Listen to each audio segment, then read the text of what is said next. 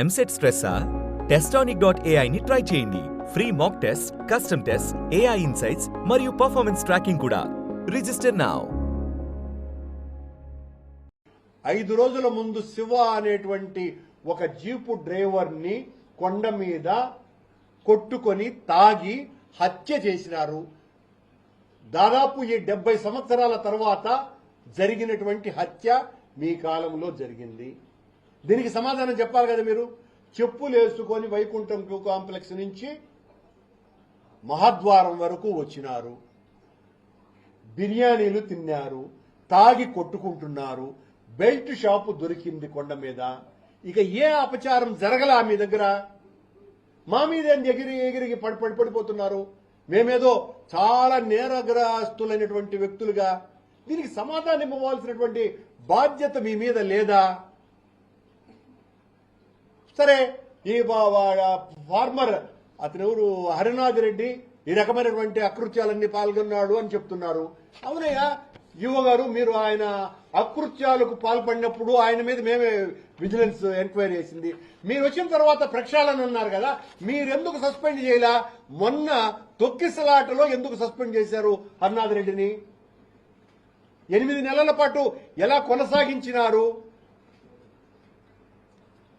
ఒక తప్పును ఎత్తి చూపితే మా మీద దాడి చేయటానికే మీ సమయాన్నంతా కూడా వాడుతున్నారే తప్ప, నిన్న ఇన్ని మేము ప్రక్షాళన చేసినామని చెప్పినారు. మొన్న రాత్రి డ్రోన్ ఎగిరింది. ఏమన్నా అంటే మీ కాలంలో ఎగరలేదా, మీ కాలంలో చేయలేదా, మీరు చేసినంత తప్పు. అవునయ్యా, మా కాలంలో కూడా మీరు చర్చి కట్టినారు అని చెప్పినారు. మీరు వచ్చి అధికారంలో 10 నెలలైంది. చర్చి ఎక్కడ కట్టినారో చెప్పకుండా ఎందుకయ్యా మీరు నిరూపించగలిగిపోయినారు? మా కాలంలో మేము వెంకటేశ్వర స్వామి ఆ బ్రహ్మోత్సవాలకు ఎలక్ట్రికల్ పోల్స్ పెడితే శిలువల్లాగా ఉన్నాయని ప్రచారం చేసినారు. ఎక్కడయ్యా శిలువల్లాగా ఉన్నాయి? ఇలా ఎన్ని రకాలైనటువంటి అబద్ధాలతో ఈ అబద్ధపు ప్రోపగండా చేసి ప్రజలను నమ్మించి మీరు అధికారంలోకి వచ్చినారు. మేము ఈ రోజున మీరు చేస్తున్నటువంటి జరుగుతున్నటువంటి యథార్థ ఘటనల్ని వెలికి తీసి చూపిస్తే మేము రాజకీయం చేసిన వాళ్ళమా? గోశాలలో చేరుకున్నటువంటి ఎమ్మెల్యేలు ఇక్కడ కరుణాకర్ అన్నతో పాటు ఉన్నటువంటి మాకు కరుణాకర్ అన్నకి ఫోన్ చేసి మేము వెయిట్ చేస్తున్నాం, మీరు రావట్లేదు అని ఆరోపణ చేయడం జరిగింది. కరుణాకర్ అన్న దానికి మీరు ఎస్కాట్ పంపిస్తే నేను వస్తాను, ఇక్కడ సాక్షాత్తు డిఎస్పీతో పాటు అందరూ సిఐలు పోలీస్ సిబ్బంది అంతా ఉండి అడ్డుకోవడం, మేము దానికి నిరసన తెలియజేయడం జరిగింది. మళ్ళీ వాళ్ళు మీడియా ముఖంగా వాళ్ళు కాల్ చేసి అడిగినప్పుడు ఖచ్చితంగా కరుణాకర్ అన్నే వాళ్ళు అడ్డుకున్న సమయంలో నేను అభినయ్ రెడ్డి గారు వెనక నుంచి తప్పించుకొని గోశాలకు చేరుకోవడం జరిగింది. మీరు ఇక్కడ చేస్తున్నటువంటి విషయం వేరు, అక్కడ జరుగుతున్నట్టు వేరు. ఏడు మీరు రమ్మంటున్నారు, పోలీస్ వ్యవస్థ ద్వారా అడ్డుకుంటున్నారు రాకుండా.